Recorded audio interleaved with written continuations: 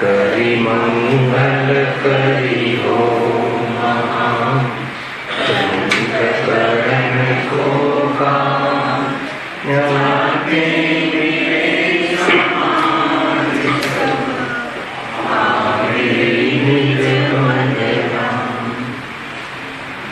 નિત્યાં ભાવય ભાવતી જે પ્રગટે નિજ ભાવ તે જયવંત રહો સદા તે જ મોક્ષ આ શ્રી મોક્ષમાર્ગ પ્રકાશક ગ્રંથ છે. બીજા અધ્યાયના અંતર્ગત નવીન કર્મબંધ પર વિચાર એ પ્રકરણની ચર્ચા આપણે ચાલુ છે. અને જે કર્મ થિયરી છે એ કર્મ થિયરીના અંતર્ગત આજે પણ પ્રવચન સારમાં ગાથા આવી સાંભળીએ છે. આજે આવી હતી ગાથા જો બતાવું છું સામાન્ય ક્યાં ઉપયોગી છે આ બધું ધ્યાન એ ખ્યાલમાં આવે એવું છે. કઈ ગાથા ચાલતી છે?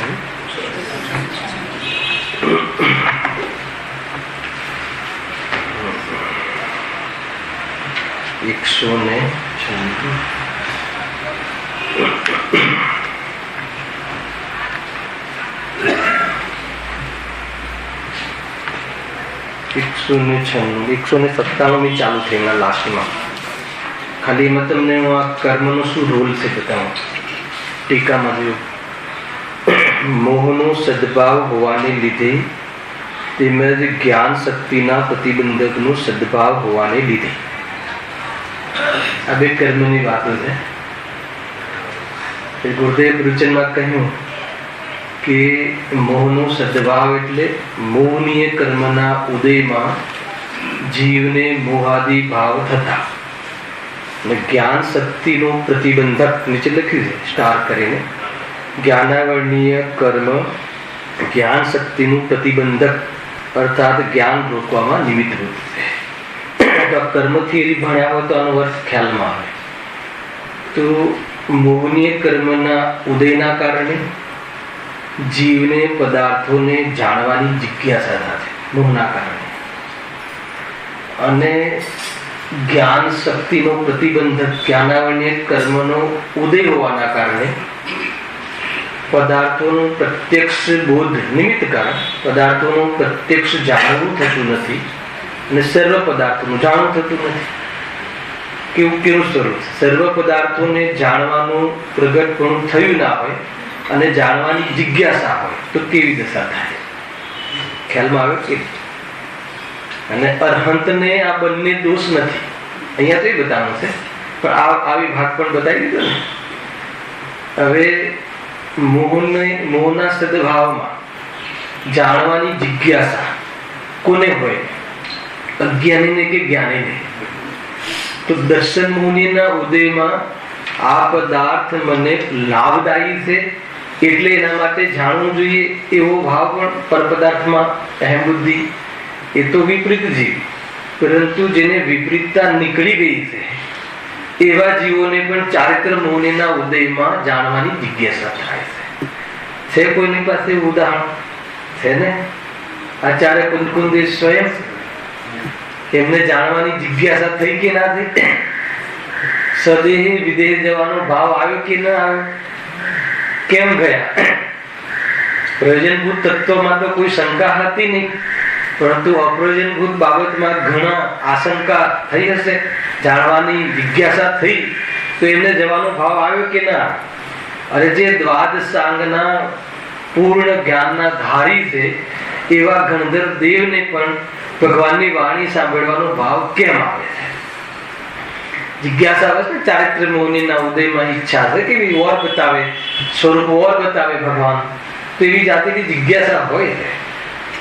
અને જ્ઞાન અપૂર્ણ છે, જ્ઞાનાવરણીય શક્તિ કર્મના ઉદયમાં જ્ઞાન શક્તિનો પ્રતિબંધક, એના નિમિત્તમાં જ્ઞાન શક્તિ પ્રગટ નથી થતી જીવની સ્વયંની યોગ્યતાથી, તો એ જાણવાની જિજ્ઞાસા થાય છે। અને સર્વજ્ઞ ભગવાનને મોહનો પણ અભાવ છે અને જ્ઞાનાવરણીય કર્મનો અર્થાત તો અલ્પ જ્ઞાનનો પણ અભાવ છે।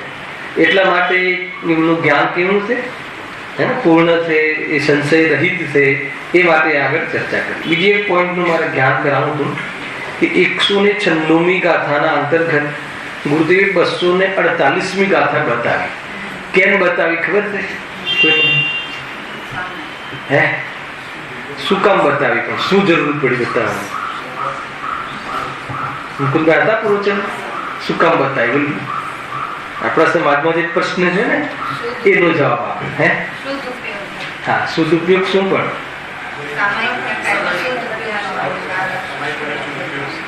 કોને પણ ના? હા, એ અહીંયા છે ને, તમને ખ્યાલ નથી ને, અમને ખ્યાલ છે ને, અમારા આપણે જે સમાજમાં ચાલે ને ચોથા ગુણસ્થાનો તો શુદ્ધ ઉપયોગ હોતો હશે વળી।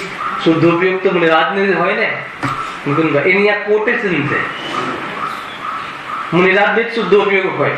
અરે ઘણા જીવો તો પંચમ કાળમાં મુનિરાજ ને શુદ્ધ ઉપયોગ, મુનિરાજ ને પણ શુદ્ધ ઉપયોગ માનવા તૈયાર નથી, ખાલી શુભ ભાવ હોય એમ માને છે। ખ્યાલ? અરે સમ્યક દર્શનની ઉત્પત્તિ શુદ્ધ ઉપયોગના કાળમાં થાય।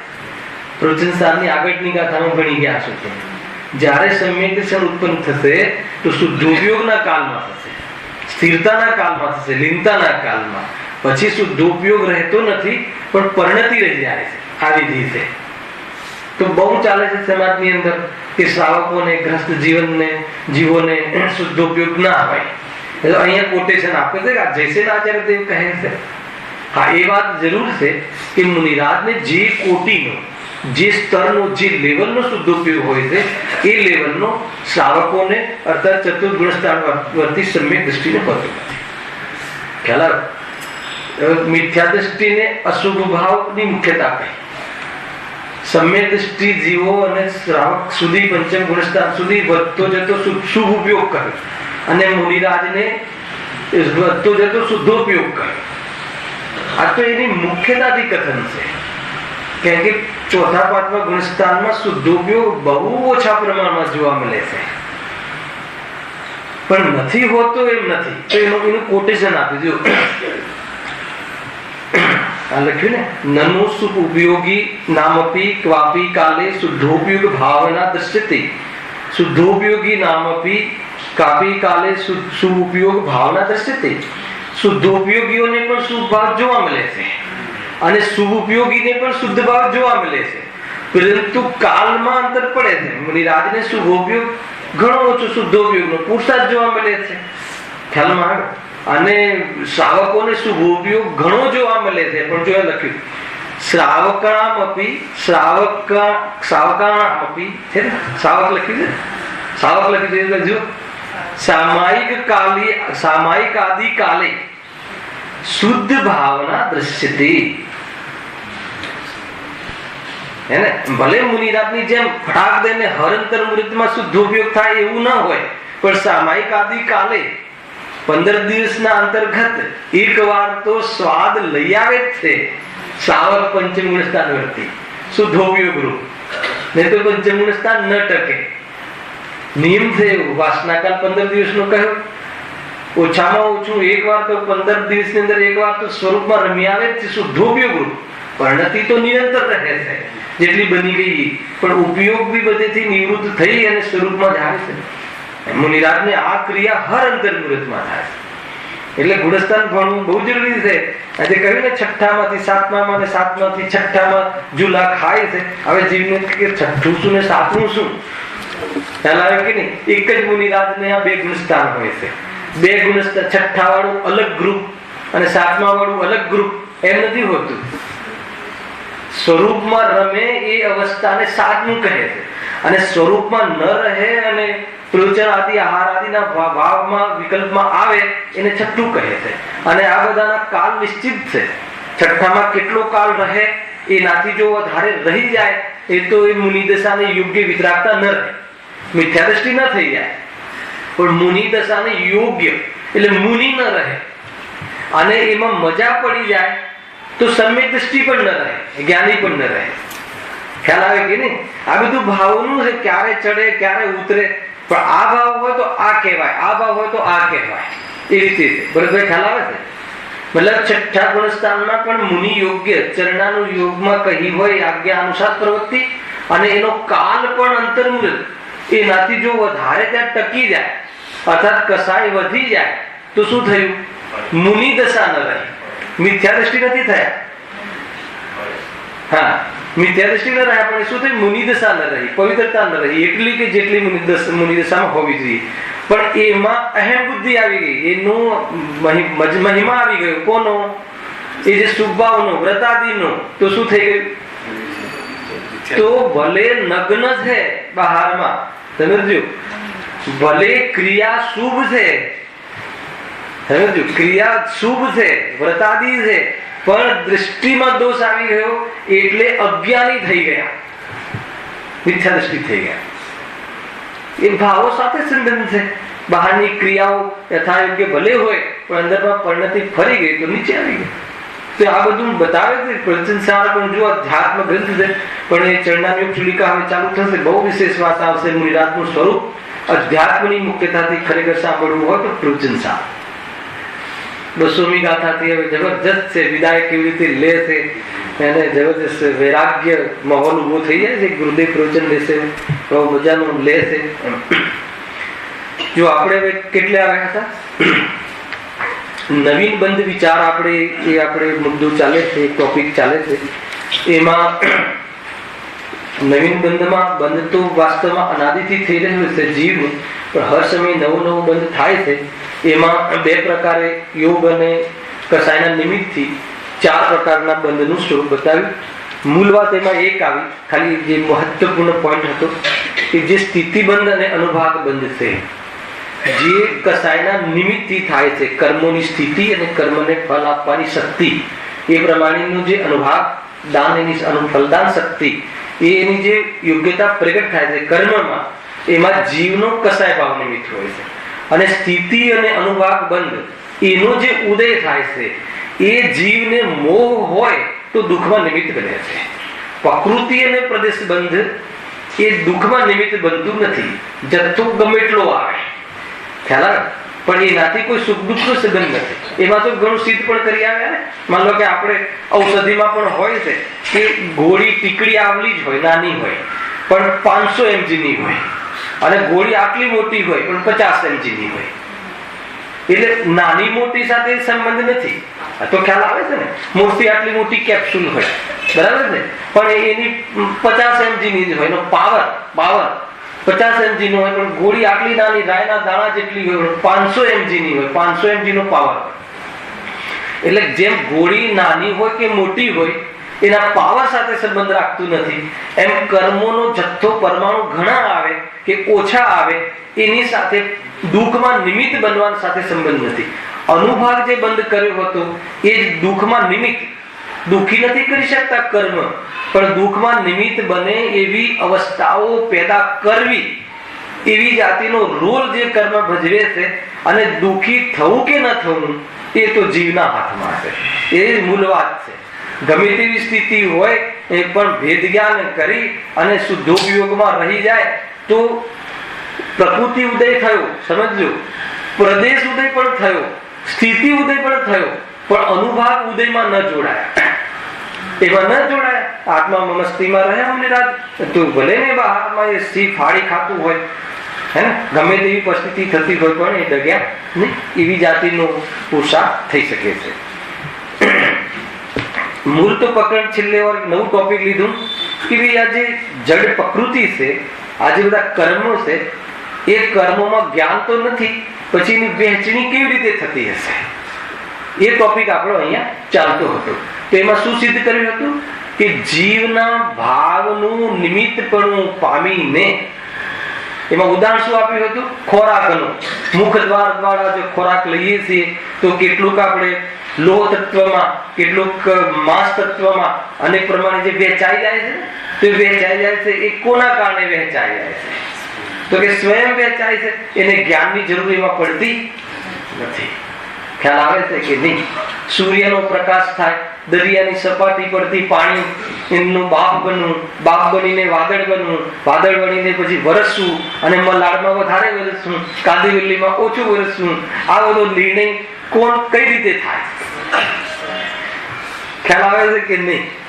એ પરમાણુમાં બુદ્ધિ છે, જ્ઞાન છે, તો પણ બધી પ્રક્રિયાઓ, પરિણમનમાં જ્ઞાનની જરૂર નથી, જાણવામાં જ્ઞાનની જરૂર છે, વિવેકમાં જ્ઞાનના પરિણામોની જરૂર છે. પણ કર્મોનું જો આત્માની સાથે આ રીતે વહેંચણી થઈ જવી અને સ્થિતિ આટલી પડવી, તો એ પોતાનામાં તો બોધ છે નહીં, તો કેવી રીતે? તો આખો ત્યાં નિમિત્ત નૈમિત્તિક ભાવ ઉભો કર્યો કે એવો સહજ નિમિત્ત નૈમિત્તિક ભાવ છે. ખ્યાલ આવે કે નહીં? જીવને ક્ષુધારામનો રોગ થાય, એવી જાતનું પરિણામ થાય, અંદરમાં અનાજ આવે પેટમાં, અને એ કાલે અનાજ આવે એટલું જ જરૂરી નથી. સાતા વેદનીય કર્મનો ઉદય હોય તો એ વખતે એને એક સુધાજનિત જે આકુલતા છે એ મટવાનું ઉપાદાનગત યોગ્યતાથી, એ એટલી ઉપાદાનગત યોગ્યતાથી એ આકુલતા મટે. કેટલી વાત કહી? એવું જરૂરી નથી કે પેટમાં અનાજ આવી જ જાય ને આકુલતા મટે. અને આકુલતા વધવાનું પણ કામ થાય છે. ત્યાં ઘણી વાર થાય છે કે નથી થતું? ઉલટું રિએક્શન થાય છે કે નથી થતું? મૂળ તો ઉપાદાનની મુખ્યતા છે, પણ છતાં આવો નિમિત્ત નૈમિત્તિક ભાવ છે.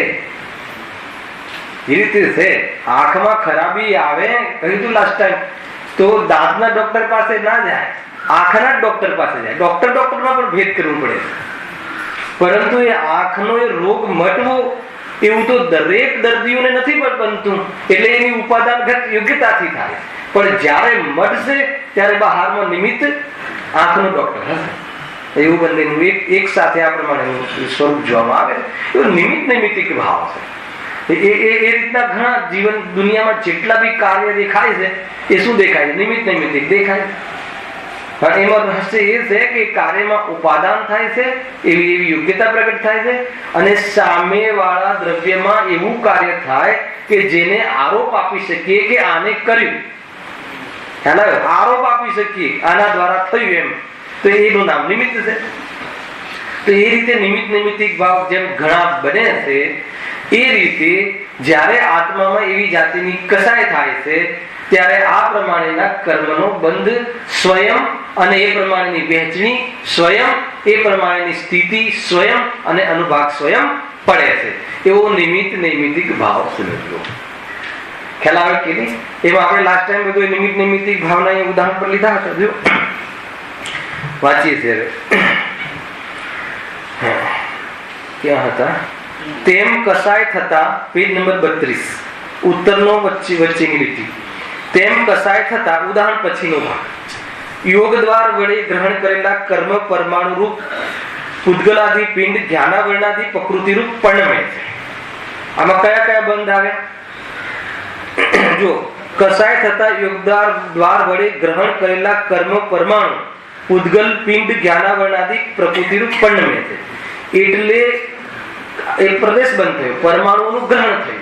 બરાબર છે? હવે આગળ એ કર્મ પરમાણુઓમાંથી યથાયોગ્ય કોઈ પ્રકૃતિ રૂપ થોડા, કોઈ પ્રકૃતિ રૂપ ઘણા પરમાણુઓ હોય છે. આ શું થઈ ગયું? પ્રકૃતિ બની. કોઈમાં થોડા જાય, કોઈમાં ઓછા જાય. ખ્યાલ આવે કે નહીં? એ રીતે જેમ કે પરમાણુ, કોઈ એક ઘઉં ખાધા, આપણે ઘઉંની રોટલી ખાધી, તો એમાંથી લોહ તત્વ થોડા ગયા, મલમાં ઓર થોડા ગયા, અલગ અલગમાં જાય ને, એટલે માંસ બધવામાં વધારે ગયા. તો એ રીતે એ પ્રમાણે અલગ અલગ વહેંચણી સ્વયં થઈ જાય છે. એ રીતે કર્મ પરમાણુઓમાં એમ જ છે. તેમાં પણ કોઈ પરમાણુઓનો સંબંધ ઘણો કાળ રહે છે, તથા કોઈનો થોડો કાળ રહે છે. એ બી ખ્યાલ આવે ને? એ કયો થયો? સ્થિતિ બની. એ પરમાણુઓમાં કાંઈ તો પોતાનું કાર્ય નિપજાવવાની ઘણી શક્તિ ધારે છે, ત્યારે કોઈ થોડી શક્તિ ધારે છે. અનુભાગ. બરાબર છે? વાત આ તો આપણે ભણી ગયા, પણ અહીંયા પ્રશ્ન છે એનો જવાબ. એમ થવામાં કોઈ કર્મ વર્ગણારૂપ પૂતગલ પિંડને તો જ્ઞાન નથી કે હું આમ પરિણમું, તથા ત્યાં અન્ય કોઈ પરિણામ આવનારનો પણ નથી, પરંતુ એવો જ કેવલ નિમિત્ત નૈમિતિક ભાવ બની રહ્યો છે કે જે વડે એ પ્રકારે પરિણમન થાય છે.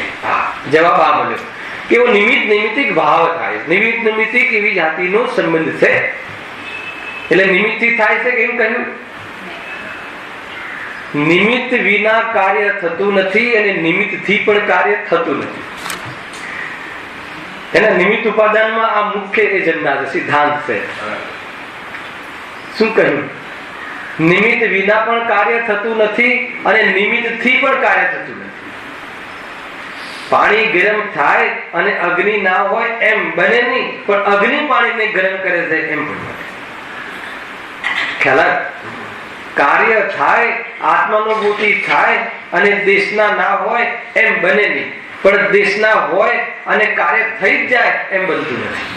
અર્થાત દેશનાથી કાર્ય થયું એમ બનતું નથી. કેમ? કેમ કે દેશના હોય અને કાર્ય થઈ જ જાય એવું ક્યાં બને છે? કેટલા વર્ષોથી દેશના સાંભળીએ છીએ આપણે, અને ડાયરેક્ટ ગુરુદેવના મુખથી સાંભળવા વાળા બી અહીંયા ઘણા શ્રોતાઓ છે. સમ્યક દર્શન થયું કે ના થયું, પણ જેને સમ્યક દર્શન થશે એને આ દેશના જરૂર સાંભળીએ.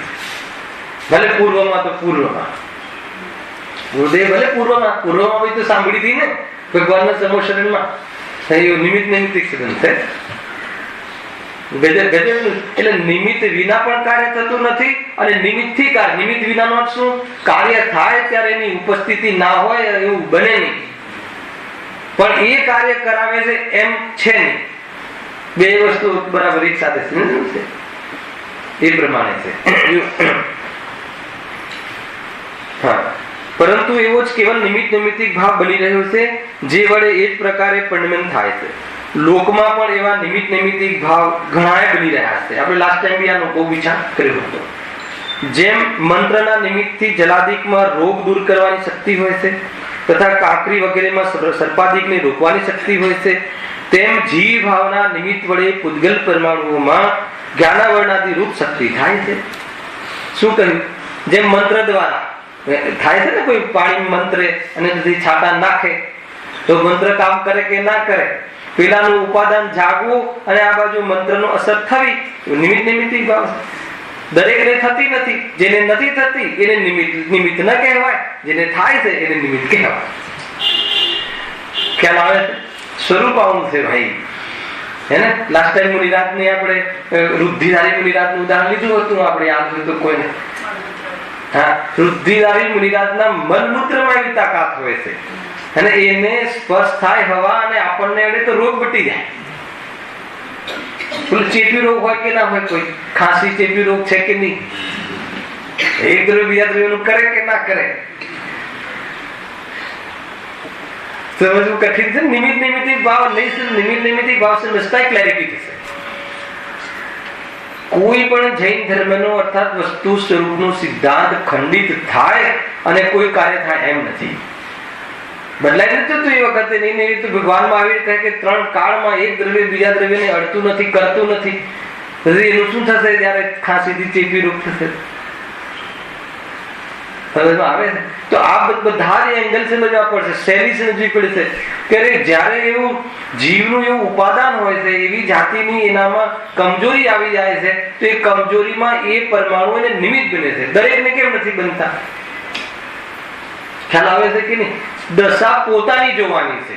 પોતાની દશા કમજોર હોય તો એવા નિમિત્તો પાસે ન જવું. પોતાને જ પિક્ચર જોવાનું મન થઈ જતું હોય, એવી કમજોરી હોય તો એવા ગ્રુપનો સંગ ન કરવો. એ ગ્રુપ થોડી લઈ જાય છે. મારી કમજોરી છે અને મારી કમજોરી અનુસાર હું પરિણમું, અર્થાત એવો હું પુરુષાર્થ કરું, એવો ઉદ્યમ કરું, તો હું એવા નિમિત્તોને શોધવાનો છું અને એને એવા નિમિત્તો મળી જાય. સમજમાં આવે છે કે નહીં? તો બે બધી બાજુ છે. તો એ પ્રમાણે પોતાનામાં જો એવી કમજોરી ઉત્પન્ન થાય છે તો ઉપાદાન છે, અને બહારમાં એવા જીવને કમજોરી અનુસાર પરિણમવાની ઈચ્છા થાય તો બહારમાં નિમિત્ત મળી પણ જાય છે. મળી જાય છે, નથી મળી જતા. એટલે મૂળ એવા નિમિત્ત નૈમિતિક ભાવ છે. અત્યારે તમને આ મંત્ર તંત્ર એટલે કોઈ અત્યારે જે બધું ચાલે છે એની વાત નથી. મંત્ર જાપમાં એવી જાતિની પરમાણુમાં પરિણમવાના નિમિત્ત નૈમિતિક ભાવ હોય છે. એનો લાભ ઉઠાવીને કોઈ પોતાની દુકાનો ખોલી દે તો દોષ છે. અરે અત્યારે પણ ચાલે છે ને. અત્યારે માન લો કે એ નથી કહેતા કે ભાઈ વાયરસ નું બહુ ચાલે છે ને, એને વાયરસ છૂટા મૂકી દીધા છે અહીંયા. એ શું છે? તો એ મંત્ર એ થયું ને, પરમાણુમાં એવા પરમાણુ વાયરસમાં એવી શક્તિ છે કે એ જાતિના લોકોમાં એવી જાતિના રોગ પેદા થઈ જાય. નિમિત્ત સંબંધ. પણ દરેકને તો થતા નથી. પેલાની એવી યોગ્યતા હોય ને, આવું નિમિત્તપણું મળે તો એવી જાતિનું કાર્ય જોવામાં મળે છે. તો નૈમિત્તિક ભાવ જેમ ઘણા બની રહે છે, એ રીતે જીવ જેવી જાતિની જેટલી તાકાતવાળી કસાય કરે એ પ્રમાણે કર્મ પરમાણુઓ જ્ઞાનાવરણાદી પ્રકૃતિમાં વેચાઈ જાય છે અને એ પ્રમાણેના સ્થિતિ બંધ પડે છે, અનુભાવ બંધ પડે છે. યોગ દ્વારા પ્રકૃતિ બંધ પડે છે કસાય દ્વારા.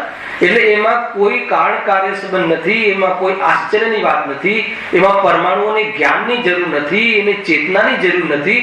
સ્વયં એવો નિમિત્તિક ભાવ છે કે જીવને જેવા ભાવ થાય છે એ પ્રમાણે કર્મ પરમાણુનું સ્થિતિ અનુભાગ રીતે પરિણામમાં જવાની ક્ષમતા હોય છે. એ એટલું અહીંયા કહ્યું. જુઓ, તેમ જીવ ભાવના નિમિત્ત વડે જીવ ભાવ, જીવના કયા ભાવ અહીંયા? જીવના કયા ભાવ લેવા? કસાય ભાવ. આ બંધમાં કોણ નિમિત્ત બને છે? કસાય ભાવ અને યોગ ભાવ. હે ને? યોગ ભાવ મન વચન કાયની ચેષ્ટારૂપ ઉછલકૂદ કરવી ને, એ રીતે ચેષ્ટા પ્રમાણે પ્રવૃત્તિ, એવી યોગ્યતા અને કસાય એ જીવના ભાવ છે. એ ભાવનું નિમિત્તપણું પામીને ઉદ્ગલ પરમાણુઓમાં જ્ઞાનાવરણાદી રૂપ શક્તિ થાય છે, અથવા એવી જાતિની શક્તિ અથવા યોગ્યતા પેદા થાય છે કે કેટલાક પરમાણુ જ્ઞાનાવરણાદી, કેટલાક દર્શનાવરણી, કેટલાક મૌનીય, કેટલાક સાતા, કેટલાક અસાતા, પછી કેટલીક સ્થિતિ, કેટલો અનુભાગ સ્વયં થાય છે. અહીં વિચાર વડે પોતાના ઉદ્યમપૂર્વક કાર્ય કરે તો ત્યાં જ્ઞાનની જરૂર ખરી. શું કહે છે પંડિતજી? ક્યાંથી લઈ આવે છે વાત? અહીં એને જો પોતાના વિચાર વડે ઉદ્યમ કરવો હોય કે નહીં, મારે પર્ટિક્યુલરલી આ વ્યક્તિને હેરાન કરવો છે, તો એના માટે જ્ઞાનની જરૂર પડે. પણ સ્વયં સંચાલિત એવી કર્મ વ્યવસ્થા છે કે જીવ જેવા ભાવ કરે એવી જાતિના એક કર્મ આવે અને એવી જાતિની કર્મોમાં સ્થિતિ અનુભાવ શક્તિ એ બંધ પડે અને એનો ઉદય આવે અને જીવ આત્માનો પુરુષાર્થ ન કરે તો એ રીતે પરિણમન કરી અને દુઃખી થાય અને નવું બંધ કર્યા રાખે. બસ આ પ્રમાણેની એક વ્યવસ્થા છે. આ કર્મ વ્યવસ્થા છે, વિશ્વ વ્યવસ્થા છે. ખ્યાલ? સ્વરૂપ શું છે? જયેશભાઈ કાલ હતા ને બપોરે પ્રવચન, થોડી પણ વાત ઘણું બધું કહી દીધું હતું. વિશ્વ વ્યવસ્થા એવી છે. વિશ્વ વ્યવસ્થા કર્મ પ્રકૃતિના આધીન છે, બ્રહ્મા વિષ્ણુ નહીં. ખ્યાલ? વાત તો તમારી સાચી છે, પણ મને આવો ચહેરો કેમ મળ્યો? હું દરિદ્રના ઘરે જ કેમ જન્મ્યો? હું અમીરના ઘરે કેમ જન્મ્યો? ખ્યાલ આવે છે કે નહીં? તો એ બધી વ્યવસ્થા જીવે કરેલા ભાવના નિમિત્તથી કર્મ બંધાવ્યા છે. એના આધાર પર સ્વયં કોઈ આની દેખરેખ કરે, કોઈ આને મેન્ટેન કરે કે કોઈ આને બરાબર સાવધાનીથી બધું કરે એવું કઈ છે નહીં. ખ્યાલ આવે છે ને? કોઈ આવીને આપણું કઈ કરી દેશે એમ છે નહીં. કેટલું કર્મ થિયરીથી પણ કેટલું સ્વાધીન અને સ્વતંત્ર થઈ જવાય છે કે બહારમાં આવી સ્થિતિઓ થાય છે, એમાં કોઈ જવાબદાર નથી, હું જ જવાબદાર. તો એ સ્વયં છે અને એ વખતે એમાંથી છૂટવું પણ જે સ્વયં છૂટી શકે, વેદ જ્ઞાન કરી અને આત્મકલ્યાણ કરી શકે એમ. જુઓ, અહીં વિચાર વડે પોતાના ઉદ્યમ પૂર્વક, આ ઉદ્યમ હે ને, વિચાર પ્રમાણે પ્રયત્ન કરવો એને લોક દ્રષ્ટિમાં ઉદ્યમ કહે છે. સાધનો વિશે છે ને આપણું. કોઈ જીવ અહીંયાથી આવે છે, કોઈ શ્રોતા, ત્યાં સદિચ્છા પુરુષાર્થથી મોક્ષની પ્રાપ્તિ, પુરુષાર્થ પૂર્વક ઉદ્યમ, એ પ્રકરણ ચાલે છે, આજે ચાલશે. આ ઉદ્યમ, લોકમાં ઉદ્યમ કોને કહેવાય? લોક દ્રષ્ટિ ઉદ્યમ કોને કહે છે? કે વિચાર પૂર્વક પ્રવૃત્તિ કરવી. આપણો વિચાર થયો કે બોમ્બે જવું છે, તો એના માટે સ્ટેશન જવું, રિક્ષા પકડવી, ટ્રેન પકડવી, ટિકિટ લેવી, એ બધો એનો ઉદ્યમ. લોક દ્રષ્ટિમાં તો એને કહે છે ને. વાસ્તવમાં શું છે ઉદ્યમ ને શું છે પુરુષાર્થ એ સાંજે. ખ્યાલ આવ્યો કે નહીં? એ વિષય છે ને વિસ્તારથી ચાલી રહ્યું છે ત્યાં. એમ જો શું કહે છે કે અહીં વિચાર વડે પોતાના ઉદ્યમ પૂર્વક કાર્ય કરે તો ત્યાં જ્ઞાનની જરૂર ખરી. એને વિચાર કરવો પડે કે નહીં, કોના ઘરે, ચક્રવર્તીના ઘરે જવું છે અને કર્મને એવું કદાચ થાય, એ કોઈ દરિદ્રના ઘરે જવું છે તો એ બધું વિચાર કરીને જવું પડે, તો પછી એને જ્ઞાનની જરૂર પડે. પણ એને એવું કાંઈ તો છે નહીં. કર્મ દુઃખી કરતા જ નથી, કર્મ સુખી કરતા જ નથી. કર્મના ઉદયમાં જીવ સ્વયં સુખી દુઃખી થાય છે. દુઃખી થાય છે એમ કહો ને, સુખી શું કામ કહો છો? એવું કર્મ છે ને. સાતા કર્મના ઉદયમાં જીવ સુખનો અનુભવ કરે છે કે નહીં? યાદ રાખજો, આ બધા જે પલાખા છે ને યાદ રાખવા જેવા છે. સંસારની અંદર પણ કસાયની મંદતાને સુખ કહ્યું છે. ખ્યાલ આવ્યો કે નહીં? કસાયની મંદતામાં ઓછી આકુળતા થાય એને સુખ કહે છે. ત્યાં પાંચ ઇન્દ્રિયના વિષયોને મળી જવા અને એને ભોગવવા એને સુખ નથી કહ્યા. સમજમાં આવે છે કે નહીં? બહુ ભૂખ લાગી હોય અને ભોજન મળ્યું તો ભૂખ રૂપ જે ક્ષુધાના ભાવ હતા એ મંદ પડી ગયા, એટલે ત્યાં સુખનો ભાવ વાસન થાય, સુખનો ભાષણ થાય છે. જીવને એ ખબર નથી પડતી કે અહીંયા કસાય ઘટી છે એનું સુખ છે. લોકમાં પણ કસાય ઘટે એને સુખ કહે છે, અને મોક્ષ માર્ગમાં કસાય મટે એને સુખ કહે છે. આ બધું બરાબર લખી લેજો હૃદયમાં. કોઈ પણ જગ્યાએ લોકમાં અજ્ઞાનીઓમાં પણ કસાય વધે એને સુખ નથી કહેતા. ત્યાં પણ કસાય ઘટે ત્યારે સુકૂનનો અનુભવ થાય છે. કોઈકને માનો કે આખું લોક અર્થાત તો 6 ખંડ જીતવાનો ભાવ આવે, કસાય થઈ. હવે 6 ખંડ જીતવામાં 6 ખંડ જીતી લીધા એટલે સુખ થયું કે 6 ખંડ જીતવાનો વિકલ્પ મટી ગયો એટલે સુખ થયું. જો ત્યાં પણ કસાય મટે તો સુખ થાય, અને ત્યાં જો 6 ખંડ જીત્યા પછી કસાય તીવ્ર રહે તો એ જાતિનું સુખ જે કહે છે લોકમાં પણ ઇન્દ્રિય સુખ કહે છે આને, એ સુખ પણ ત્યાં નથી. ગજબની વાત છે. ઇન્દ્રિય સુખ અને અતિન્દ્રિય સુખ બંનેમાં કસાય મટવાની વાત છે ખરી. આવે છે કે નહીં? ઇન્દ્રિય સુખમાં પણ કસાય મંદ થાય તો જ સુખ લાગે, નહીં તો ના લાગે. કોઈ બી 5 ઇન્દ્રિયના વિષયમાં કોઈ બી તમે વિષય લઈ લેજો, ભોગનો, ખાવાનો, ચક્ષુથી દેખવાનો, જિજ્ઞાસાનો, કાનથી સાંભળવાનો, ત્યાં તમારી કસાય મન પડે. એ વિકલ્પની પૂર્તિમાં વિકલ્પનો અભાવ થાય તો, વિકલ્પનો આપણે સમજીએ વિકલ્પની પૂર્તિ થઈ તો કહે છે કે વિકલ્પની પૂર્તિ થઈ તમને લાગે છે પણ વિકલ્પ ન રહ્યો એટલે ત્યાં આપણને અહીંયા ગજબની વસ્તુ છે ભાઈ. જો ક્યાંથી વાત આવી? અહીં વિચાર વડે પોતાના ઉદ્યમ પૂર્વક કાર્ય કરે તો ત્યાં જ્ઞાનની જરૂર ખરી, પણ તથારૂપ નિમિત્ત બનતા સ્વયં તેનું પરિણમન થાય ત્યાં જ્ઞાનનું કાંઈ પ્રયોજન નથી. એ પ્રમાણે નવીન બંધ થવાનું વિધાન જાણવું. શું નક્કી કર્યું? નવીન બંધ કઈ રીતે થાય છે? કસાયને યોગથી, એના નિમિત્તથી નવા કર્મોનું આવું થાય છે, અને સ્થિતિ આદિ 4 પ્રકારના બંધ થાય છે. અને એ કર્મોને એ પ્રમાણે વહેંચણી થવામાં, એ પ્રમાણે સ્થિતિનો ભાગ બંધ, એમાં ફલદાન શક્તિની યોગ્યતા થવામાં એને જ્ઞાનની જરૂર નથી. સ્વયં સહજ જ એવો નિમિત્ત નૈમિત્તિક ભાવ છે, અર્થાત એવો નિમિત્ત નૈમિત્તિક સંબંધ છે કે જીવ જેવો ભાવ કરે છે એવી પ્રકારના બહારમાં કર્મના એ પ્રમાણેની રચનાઓ થતી હોય. પણ એમાં કયો સંબંધ નથી? કારણ કાર્ય સંબંધ નથી, અર્થાત તો કર્તા કર્મ સંબંધ નથી. એમાં કારણ કાર્ય કહ્યું હોય ત્યાં કયું કારણ કાર્ય લેવું? નિમિત્ત કારણ કાર્ય લેવું. નિમિત્ત કારણ કાર્યનો અર્થ શું થાય છે? કે એના કારણે એ નથી થયું. નિમિત્ત કારણ કાર્યનો બીજો અર્થ શું થાય છે? જ્યારે કાર્ય થાય ત્યારે આ પ્રમાણે બહારમાં નિમિત્ત હોય છે ખરું, પણ કાર્ય તો પોતાના ઉપાદાન. આખો વિષય આ રીતે આ સિદ્ધાંત બોધ છે ભાઈ. સિદ્ધાંત બોધથી આનાથી નક્કી શું થયું? નક્કી શું થયું? આનાથી લાભ શું થયો? નક્કી એટલે હિતેશભાઈ તમને એમાં કે લાભ જણાવ્યો? હા જણાવ્યો ને. એમ થયું કે નિમિત્તથી કાંઈ થતું નથી, એટલે નિમિત્ત દૃષ્ટિ તૂટે છે. મારા સ્વયં કરાયા ભોગવવા પડે છે. એટલે એ સંબંધી હવે વિચાર કરવો કે રાગ કરવો કે ન કરવો.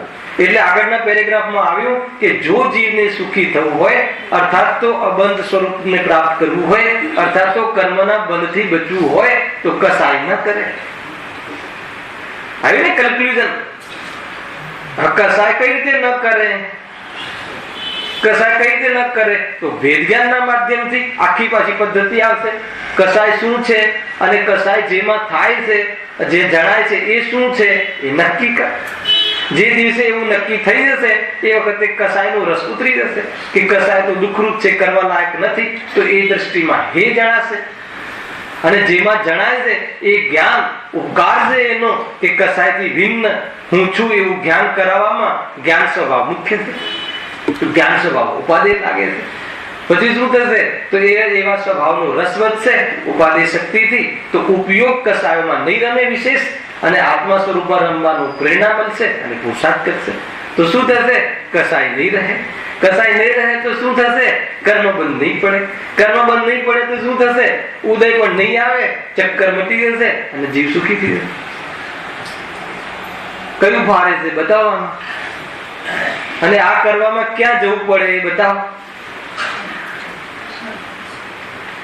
શ્રી ખર્ચી જવું પડે કે પોલુર જવું પડે? જીતુભાઈ ક્યાં અરે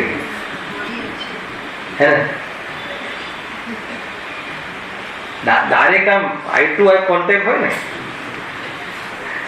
ક્યાં જવું? શ્રી ખર્ચી જવાથી ફાયદો થાય કે ક્યાંથી ફાયદો થાય? હા, અંદર જવામાં ક્યાં જવું પડે? નહીં હવે એ બતાવો. વાત તો બહુ ઊંચી કરી છે. અંદર જવામાં ક્યાં જવું પડે? હજુ એક જવાબ છે. શું જવાબ છે? અંદર જ છે. કઈ ગાથા જીતુભાઈ? સંવર્ધિકા. ઉપયોગમાં છે. ક્રોધ ક્રોધાદિમાં છે. ઉપયોગમાં ક્રોધ નથી ને ક્રોધમાં ઉપયોગ નથી. કોને? જ્યારે ક્રોધ આવી રહ્યો છે ત્યારે પણ એને પણ. નહીં તો તમે આ વાત તો સર્વજ્ઞ માટે સાચી પડે. હે એમના ઉપયોગમાં ક્રોધ નથી અને એમને ક્રોધમાં ઉપયોગ નથી, કેમ કે એમને ક્રોધ નથી.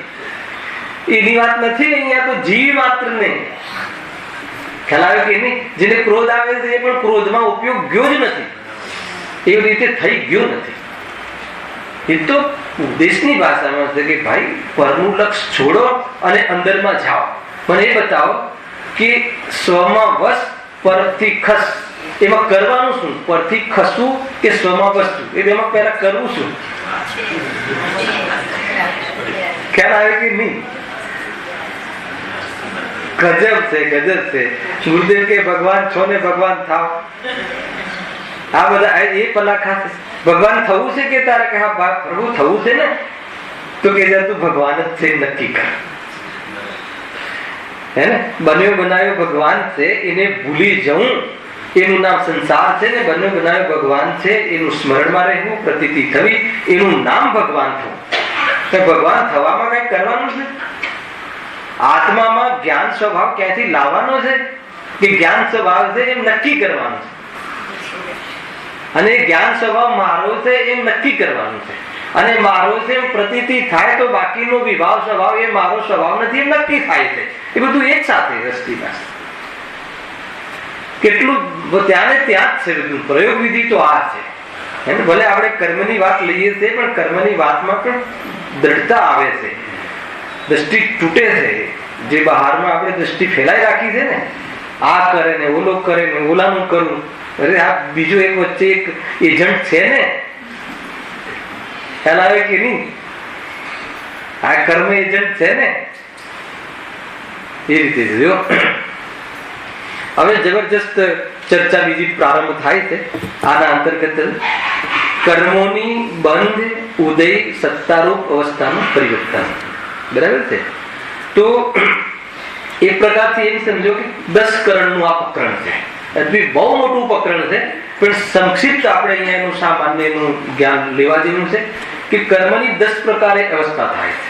કઈ કઈ થાય છે ખ્યાલ છે? કઈ જો એક તો અહીંયા લખી છે બંધ ઉદય ને સત્તા. કર્મની જે સિચ્યુએશન બંધ થાય છે, એનો ઉદય થાય છે અને સત્તામાં રહે છે. 3 અવસ્થા તો પછી કઈ થાય છે? અપકર્ષણ થાય છે, ઉત્કર્ષણ થાય છે, સંક્રમણ થાય છે, ઉદીર્ણા થાય છે, નિગતિપણું આવે છે, નિધતિ અને નિકાતિપણું આવે છે. આ 10 પ્રકારે કર્મની અવસ્થાઓ છે. બહુ મોટું આમ પ્રકરણ છે. એટલી નિર્મલતા આવી જાય આપણી દ્રષ્ટિમાં, કર્મની થિયરી જાણીએ તો અને ક્રમબદ્ધ પર્યાય જાણીએ તો એવો વિવેક આવી જાય અને શુદ્ધાત્માનો પુરુષાર્થ જાગી જાય. આ બધું પૂરક છે. જ્યાંથી બી જુઓ શુદ્ધાત્મા માટે જુઓ.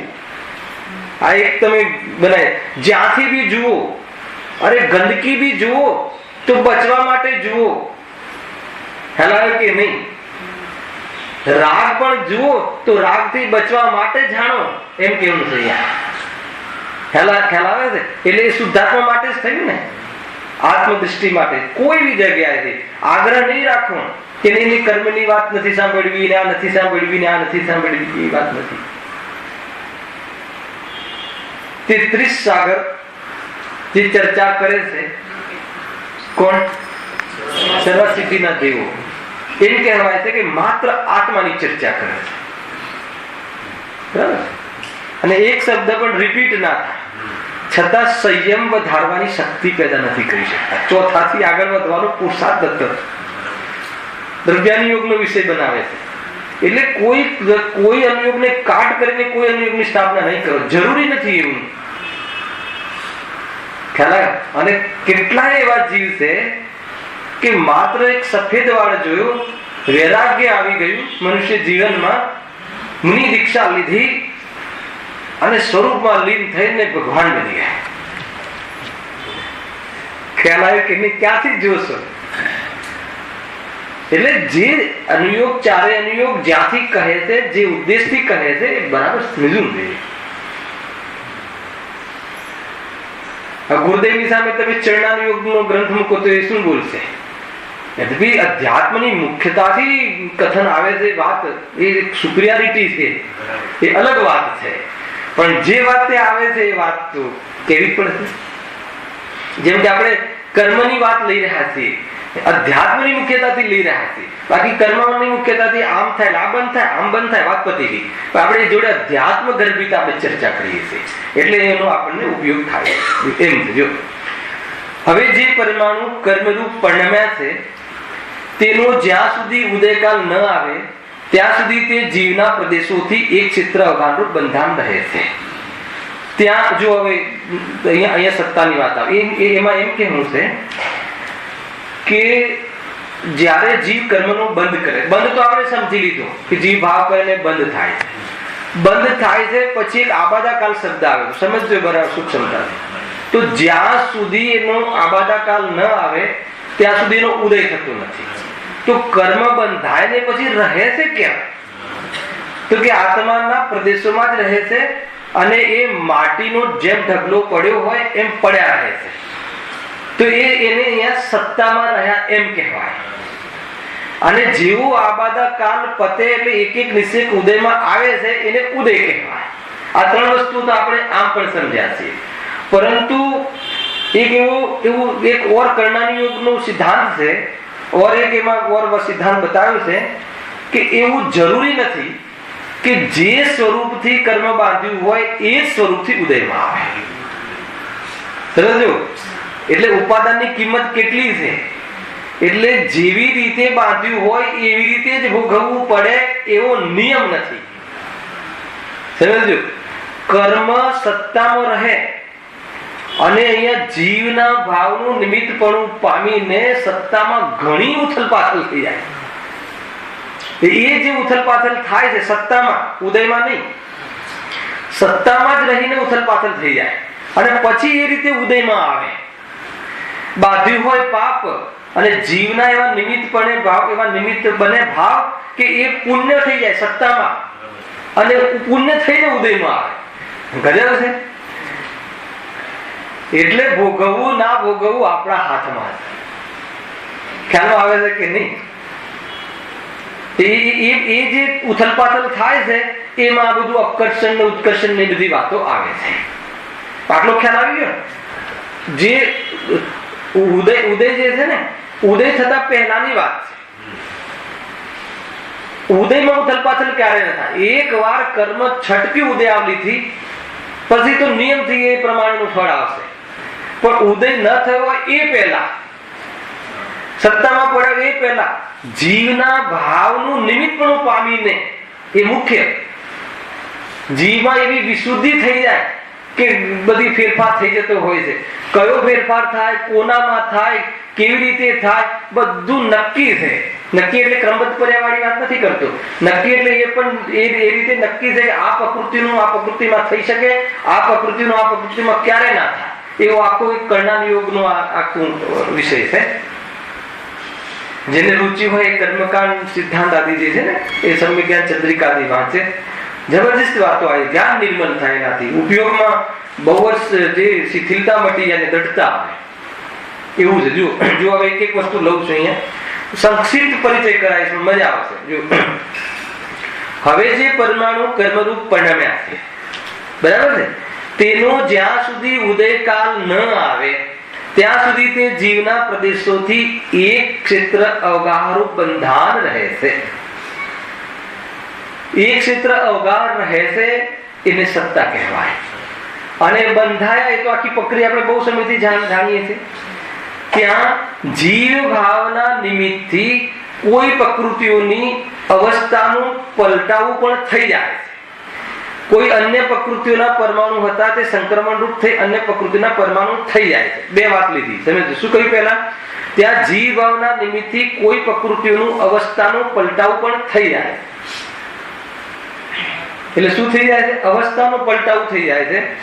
કોઈ અન્ય પ્રકૃતિઓના પરમાણુ હતા તે સંક્રમણ રૂપ થઈ અન્ય પ્રકૃતિના પરમાણુ થઈ જાય છે. એમાં તમે એક નિયમ સમજજો કે જે મૂળ પ્રકૃતિ છે એ મૂળ પ્રકૃતિમાં સંક્રમણ નથી થતું. દર્શનાવર્ણીયનું મોહનીયનું દર્શનાવર્ણીય જ્ઞાન એ નથી થતું. એક ઉત્તર પ્રકૃતિમાં પણ દરેકમાં સંક્રમણ થતું નથી. જેમ કે આયુ કર્મ એ મૂળ પ્રકૃતિ, એની ઉત્તર પ્રકૃતિ કઈ? ઉત્તર પ્રકૃતિ કઈ? નરકાયુ, દેવાયુ, તિર્યંશાયુ ને મનુષ્યાયુ. ચારની ઉત્તર એટલે ભેદ પ્રકૃતિ. તો મનુષ્ય આયુનું નરકાયુ થઈ જાય એમ બનતું નથી. સમજો, એ પ્રકૃતિમાં પણ સંક્રમણ થતું નથી. એમાં અપકર્ષણ થાય છે પછી જોઈએ છે, પણ એમાં કોઈ દિવસે થતું નથી. હવે સાતાવેદનીય અસાતાવેદનીય એ પ્રકૃતિમાં સંક્રમણ થાય છે. પાપનું પુણ્યરૂપ બંધ થઈ જાય છે અને પુણ્યરૂપનું પાપરૂપ બંધ થઈ જાય છે. ખ્યાલ આવે છે તમને?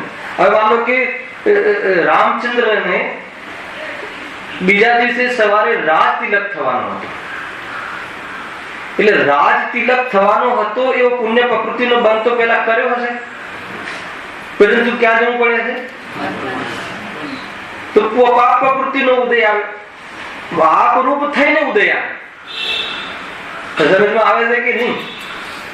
તો પાપનું પુણ્યમાં અને પુણ્યનું પાપમાં ફરી શકે છે. કોના દ્વારા? કોના દ્વારા? જીવના ભાવનું નિમિત્તપણું પામી. એ જીવનું ભાવનું નિમિત્તપણું શું છે? જીવનો ભાવ શું છે? એ જીવનામાં વિશુદ્ધિ એ પ્રમાણે થાય છે. ઘણા જીવોને એવું બને કે માની લો કે જે સ્થિતિ અનુભાવ બી બંધ થતો હોય છે. માની લો અપકર્ષણ ને ઉત્કર્ષણમાં બી આ બધું લાગુ પડશે. કે કોઈને એમ થાય કે મને એક માન લો કે મને 10 લાખનો લાભ થયો, 10 લાખનો લાભ થયો એમ સમજો. કોઈને એવું લાગે, પછી કોઈ સર્વજ્ઞ ભગવાનને પૂછે કે આને 10 લાખનો લાભ થયો, કે એને 1 કરોડનો થવાનો હતો અને એને 10 લાખનો થયો. ખ્યાલ આવે છે કે નહીં? આ શું થયું? અપકર્ષણ થયું. હે ને? 1 કરોડનો થવાનો હતો ને 10 લાખનો, તો એ સામા અપકર્ષણ થયું. અપકર્ષણ એટલે ઘટવું, સ્થિતિ અનુભાગમાં. પણ કઈ પ્રકૃતિમાં થયું? પુણ્ય પ્રકૃતિનું અપકર્ષણ થયું. પુણ્ય તો એવું બાંધ્યું હતું પૂર્વ કે આને 100 કરોડ મળે. ખ્યાલ આવે? અને માનો કે આ ઇન્ડેક્સમાં વેચે તો 100 કરોડ મળવાના હતા. એને તો નોંધી બી લીધું, ફ્લેટે લખાઈ દીધું અને બધું બી કરી દીધું. ખ્યાલ આવે કે નહીં? અને પછી તરત ફોન કરે છે તે 100 કરોડના સીધા 1 લાખ રૂપિયા આવે એટલું ઇન્ડેક્સ થઈ ગયું. બને છે કે નથી બનતું? તો આ કોના કારણે? બ્રોકરોના કારણે, ગવર્મેન્ટના કારણે, એ લોકો આપણને છેતરે છે એ કારણે. સમજો મારે શું કહેવું છે? આપણે એનું અર્થઘટન ક્યાં કરીએ છીએ કે આ લોકો એવી ગેમ રમે છે કે આપણા તો કપડા કાઢી લેવા માટે જ કરે છે, આપણને નીચું લેવા માટે કરે છે અને આ પ્રમાણેની રમતો રમે છે. પણ એને અપકર્ષણનો ખ્યાલ હોય, જીતુભાઈ સમજમાં આવે છે? એને અપકર્ષણનો ખ્યાલ હોય કે એને પેલા કેટલા બાંધ્યું, 100 કરોડનો લાભ થાય એવું બાંધ્યું હતું, પણ એનો ઉદય એ અપકર્ષણ થઈ ગયું. હવે માની લો કે આ બહુ જબરજસ્ત ક્ષમતા ભાવ આવી જાય. આપણને માની લો કે કોઈ જગ્યાએ બસમાં જઈ રહ્યા છે કે ટ્રેનમાં જઈ રહ્યા છે તો એક્સિડન્ટ થયો તો આપણને થોડું ખરોચ આવી ગઈ, આમ છોલાઈ ગયું સમજી લો. તો હવે અધિજ્ઞાની રાતને પૂછીએ કે ભાઈ શું થયું? તો શું કહેવા માંગે છે કે તારે તો તાટિયા તૂટી જવાના હતા એવો તે કર્મનો બંધ કર્યો હતો, પરંતુ જીવ તે એવા પછી એવા ભાવ તને આવ્યા, એટલા બધા તે પ્રતિક્રમણ આદિના ભાવ તને થયા સહજતાથી કે જેથી તારું એ અપકર્ષણ થયું. શામાં અપકર્ષણ થયું? ઘટ્યું ને સ્થિતિ. તો એ રીતે અપકર્ષણ ને ઉત્કર્ષણ થયા રાખે છે. એ જીવના ભાવનું નિમિત્ત સ્થિતિ અનુભાગનું વધવું એ ઉત્કર્ષણ છે. એ પાપમાં પણ વધી શકે છે અને પુણ્યમાં બી વધી શકે છે. અને ઘટવું એ અપકર્ષણ એ શામાં થઈ શકે છે? જો એક ખબર, પેલા આપણને કથાઓ કહેતા નાનપણમાં, જો કોઈને ખબર હોય તો, કે એક વ્યક્તિ મંદિરમાં જાય છે અને એક વ્યક્તિ થિયેટરમાં જાય છે. તો મંદિરમાં જાય છે અને પેલો થિયેટરમાં જાય છે અને બહુ લાભ થાય છે બહારમાં. તો પેલો મંદિરમાં જવા વાળો પૂછે છે વિદ્વાનને કે એને તો પિક્ચર જોવા જાય છે તો બી લાભ થાય છે કે તો તને લાભ લાગે છે, એને 100 કરોડનો થવાનો હતો 1 કરોડનો થઈ ગયો, સમજાવવા માટે. ખ્યાલ આવે કે? અને મારે તો આવું બધું થયું અને મને તો એક્સિડન્ટ થઈ ગયો કે તારે તો બહુ મોટું નુકસાન થવાનું હતું પણ થોડામાં થઈ ગયું, પતી ગયું, થોડામાં સમેટાઈ ગયું. તો આ બધું કર્મકૃત જે સ્થિતિઓ છે જીવના ભાવ સાથે સંબંધ રાખે. એટલે ઉપદેશ એ છે કે બહાર પર કોઈને દોષ દેવો નહીં, પોતાના પરિણામોના વોચમેન બનવું, પોતાના પરિણામોનું નિરીક્ષણ કરવું જોઈએ. આ ખ્યાલ આવે? સંક્રમણ ને બધી દશાઓ જો એ લખ્યું છે ત્યાં જીવના નિમિત્તથી કોઈ પ્રકૃતિઓની અવસ્થાનું પલટાવું પણ થઈ જાય છે. કોઈ અન્ય પ્રકૃતિઓના પરિમાણો હતા તે સંક્રમણ રૂપ થઈ અન્ય પ્રકૃતિ. આમાં કઈ લેવી? સાતા અસાતા. મૂળ પ્રકૃતિમાં થતું નથી અને દરેકમાં થાય છે એમ નથી. વળી કોઈ પ્રકૃતિઓની સ્થિતિમાં અનુભાગ ઘણો હતો તેનું અપકર્ષણ થઈ થોડો થઈ જાય. એક બીજું પ્રથમિકનું કયું ઉદાહરણ છે? આયુમાં અપકર્ષણ થાય, શ્રેણી થાય. જ્યારે બંધ કેવો કર્યો હતો? 7મી નરકનો. અને ઉત્કૃષ્ટ આયુ 7મી નરક એ ફલ અને ઉત્કૃષ્ટ આયુ સ્થિતિ 33 સાગર. પછી ભગવાનને ત્યાં ગયા, સમોષણમાં ગયા, એને સાચું જ્ઞાન મળ્યું, સમ્યક દર્શન થયું, એની સાથે વિશુદ્ધિ થઈ. એ વિશુદ્ધિના નિમિત્તથી, શુભ ભાવના નિમિત્તથી શું થયું? પહેલી નરક અનુભાગ, પહેલી નરકનો અને 84 લાખ વર્ષ, 84,000 કે 84 લાખ કે જેવી જોઈ લે. 84,000 તો હોય ને, હોઈ શકે. ઓછામાં ઓછું આયુષ્ય 10,000 જોઈ લેજો, લાખ છે કે જે બી હોય ટૂંકમાં એ 84,000 જોઈ લેજો જે બી હોય. તો મતલબ એટલું બતાવવું છે કે ઓછું થઈ, સ્થિતિ બી ઓછી થઈ ગઈ. કેવી રીતે થઈ? ખ્યાલ આવે છે કેવી રીતે થઈ? તો જીવની વિશુદ્ધિ પામે છે. ક્રમબદ્ધ પર્યાયનું શું થશે? પ્રશ્ન તો એ આવે છે, ક્રમબદ્ધ પર્યાયનું શું થશે? તો આ ક્રમબદ્ધ પર્યાયને ખંડિત થઈને નથી, સમજમાં આવે છે કે નહીં? એ તો માની લો કે એ પ્રમાણે બંધ થવાનો હતો ને આ પ્રમાણે બધું ક્રમબદ્ધમાં છે. એને આ સમયે આવો પુરુષાર્થ થશે, બધું ક્રમબદ્ધમાં છે. ક્રમબદ્ધ પુરુષાર્થ કરાવતો નથી, ક્રમબદ્ધ ના આધારે એનું વસ્તુનું સ્વરૂપ સ્પષ્ટ થાય છે. કોઈ ક્રમબદ્ધ પર્યાય કોઈ વસ્તુને કરાવતું નથી, સમય કોઈ કરાવતું નથી. આ સમયમાં આમ થાય છે. એ બધો હવે મારો સાંજનો વિષય છે. સદિચ્છામાં થશે એનો ખુલાસા ઘણા થશે. કાલ લબ્જી આદિ છે એમ. હા, પછી શું લખ્યું? વળી કોઈ પ્રકૃતિનો સ્થિતિમાં અનુભાગ ઘણો હતો તેનું અપકર્ષણ થઈ થોડો થઈ જાય છે. આ અપકર્ષણ એટલે શું? શું ઘટવું? સ્થિતિ અનુભાગ. પરમાણુ નથી ઘટતા, પરમાણુનું ઘટવું બધું નથી થતું ક્યારે પણ.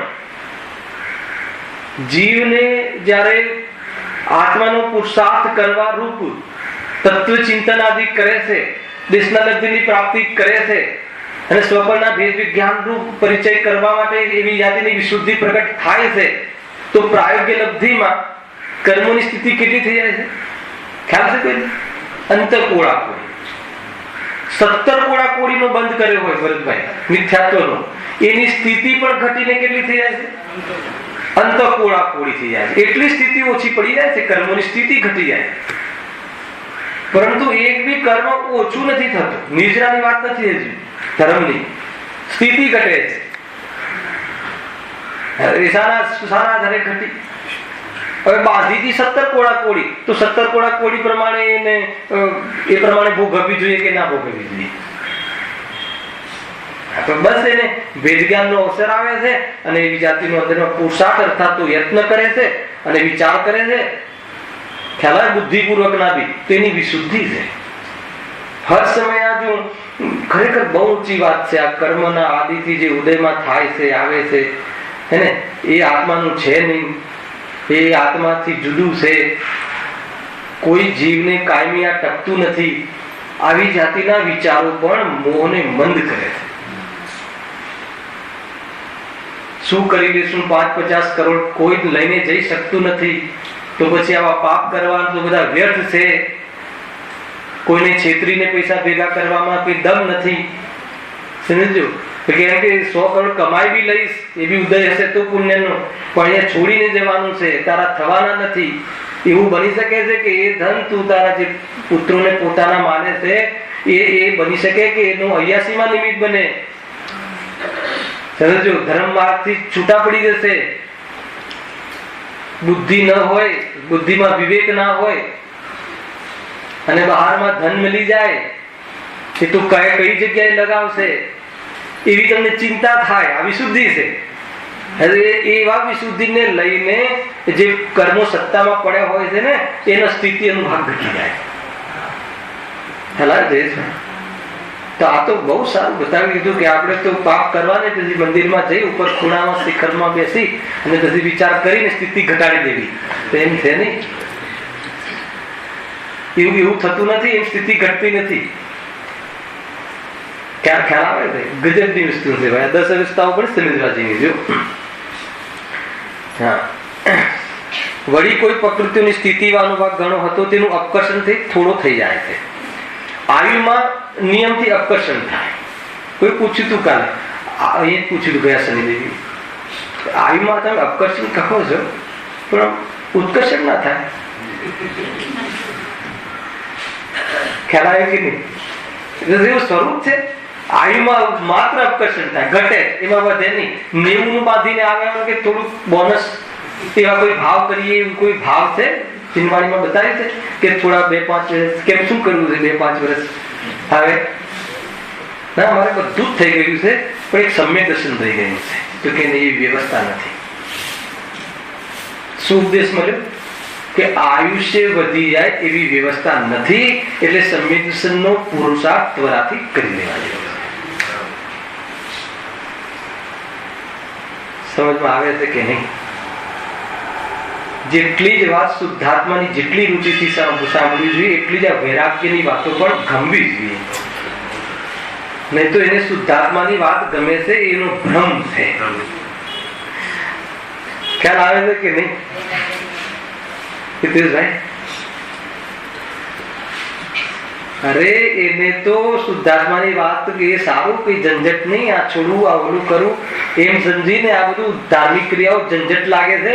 યદ્યપિ એ ધાર્મિક ક્રિયાઓ છે, એ પરમાર્થી ધર્મ નથી, પણ જેટલા ધર્મી થાય છે એમને આ ક્રિયાઓ હોય છે. સમજમાં આવે છે કે નહીં? જે જીવો મોક્ષ માર્ગમાં રિયલમાં ચાલે છે, પરમાર્થ મોક્ષ માર્ગ જેને પ્રગટ કર્યો છે, એને આવી ક્રિયાઓ હોય છે. બસ વાત એટલી છે કે ધર્મ નથી, પણ ધર્મની સાથે આવું જીવન હોય છે. દરેક વસ્તુ સમજવા જેવી છે. જો આ 10 દશાઓનો જો વિસ્તારથી અહીંયા ખુલાસા કર્યો ને, ક્લાસ મોટી બુકો છે. આ તો હમણાં મારી પાસે ચેક થવા આવી છે 10 કરણની, મતલબ કે તમે આમાં કોઈ અધ્યાત્મ એંગલની પુષ્ટિ ના થતી હોય તો બતાવજો. હું કઈ શાસ્ત્રી તો છું નહીં, હું એમને કહી બી દઉં છું મારી ક્ષમતા નથી, મારી યોગ્યતા નથી કે હું એમાં કોઈ ભૂલ કાઢી શકું. આ એટલું જરૂર છે, ગુરુદેવના પ્રવચનો સાંભળીએ છીએ તો આમાં કોઈ અધ્યાત્મ કમજોર પડી જતું હોય તો એ આપણને કદાચિત ખ્યાલમાં આવી શકે છે. તે દ્રષ્ટિએ કોઈ ભાઈ બધા વિદ્વાનો મોકલે છે કે તમે આવો કોઈ દ્રષ્ટિકોણ કમજોર પડી જતું હોય, અથવા અહીંયા દ્રષ્ટિની વાત અર્થાત અધ્યાત્મનો લોપ થઈ જતો હોય તો એ કરણાની યુગમાં પણ દમ નથી. આખિરકાર તો અધ્યાત્મની પુષ્ટિ માટે જ છે. જીવને આત્માની પુષ્ટિ, આત્માની ઓળખાણ કરવા માટે જ આ જીવન હોય છે. જીવન પણ હા, કે અનેક દ્રષ્ટિકોણ છે ને, અનેક ધર્મ છે ને આત્મામાં, અનેક યોગ્યતાઓ બને છે ને આત્માની. તો અનેક યોગ્યતાઓને સમજવા માટે અનેક પ્રકારથી એને બતાવવું પડે છે. એટલે નિરૂપણ પદ્ધતિ 4 અનુયોગનું માધ્યમથી એ પ્રમાણે બતાવવામાં આવે. બહુ શાંતિથી આ સમજવા જેવું છે. કેમ કે મેં પ્રાય સમય તો થઈ ગયો છે, હું કાલે આનો ઓરથી વિસ્તારથી ચર્ચા કરીશું. ખરેખર પ્રાય એવું જોયું છે કે કોઈ કર્ણાની યુગની ક્યાંય ચર્ચા થતી હોય તો આ શું આત્માની વાત, પેલી ચોથી કથા યાદ છે કે નહીં? અરે એ તો સમયસારની વાત આવે. આ બધી વાત થઈ ગઈ છે. હવે હું શુદ્ધાત્માની વાત તે કોઈ દિવસ સાંભળી નથી, એટલા માટેની વાત છે. એ તો એના ગીત ત્યાં એના ગીત ગાવાના. આપણે બહારમાં બધી વ્યવસ્થાઓ કરીએ છીએ કે નહીં લગ્નની, પણ જયારે ચોરીમાં બેસે ત્યારે તો એ લગ્ન જેનું છે એના જ ગીત ગાવા. પણ જયારે જે વસ્તુ જે પ્રમાણે સમજવી જરૂરી છે. અને 1-2 વાર હું ખ્યાલમાં આવે એટલે હું કહું છું, કોઈના મનમાં ગ્રંથિ ના રહી જાય એની કર્ણાની યોગની ઘણી વખત શુદ્ધાત્માની નિરૂપણ પદ્ધતિ મારી પાસે ઘણા એવા જે તમે પ્રવચન અહીંયા મૂકો ગ્રંથ એ મુખ્યતાથી વાત થાય. તો જયારે શુદ્ધાત્માની વાત કરીએ ત્યારે કહે કે તમે તો વૈરાગ્યની વાત જ નથી કરતા. અરે શુદ્ધાત્માની વાત એ વૈરાગ્યની વાત નથી. શુદ્ધાત્માની વાત એટલે કે બધી જગ્યાથી વિરક્ત થઈ જાય. બધી જગ્યાથી એટલે કેવલ જ્ઞાનની પર્યાયથી પણ વૈરાગ થઈ જવો જોઈએ, ત્યારે શુદ્ધાત્મા દેખાશે. એટલું ઊંચું વૈરાગ છે. એવું બધું સ્વરૂપ છે. સહેજાનંદી